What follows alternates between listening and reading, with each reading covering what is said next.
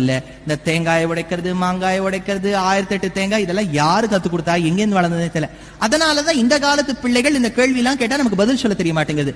ஏதாவது ஒரு சாஸ்திரத்துல 108 தேங்காயை உடைச்சா காரியம் நடக்கும்னு சொல்லியிருக்கேன்னா நான் ஒத்துக்கிறேன். எந்த சாஸ்திரத்திலும் இல்ல. உடனே நீங்க குமுதத்துல இருக்கு, கல்கியில இருக்கு, தீபாவளி மலர்ல இருக்குலாம் சொல்லாதீங்க. அதெல்லாம் எழுதினவர் யாருன்னு நமக்கு தெரிய மாட்டேங்குது. அதுல எல்லாம் இல்ல. அதே சமயத்துல பரிகாரம்னு ஒண்ணு கிடையவே கிடையாது ஜாதக சாஸ்திரத்துல. எங்க தாத்தா ஜாதகக்காரரா இருந்தார். இந்த பரிகாரம் பண்றது, கிழக்காக இந்த வழக்கு ஏத்து, மேற்காக அந்த வழக்கை ஏத்து. வழக்குங்கிறது எல்லா பக்கமும் ஜோதி இருக்கு. அது என்ன கிழக்கா ஏத்துறது, மேற்கா ஏத்துறது?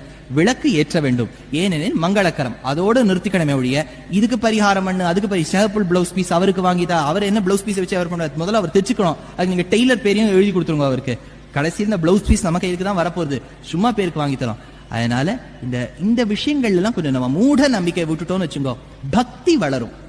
பக்திங்கிறது இதெல்லாம் கடந்து இருக்கு. அவர்கிட்ட நம்ம எதுவுமே எதிர்பார்க்காததுதான் பக்தி.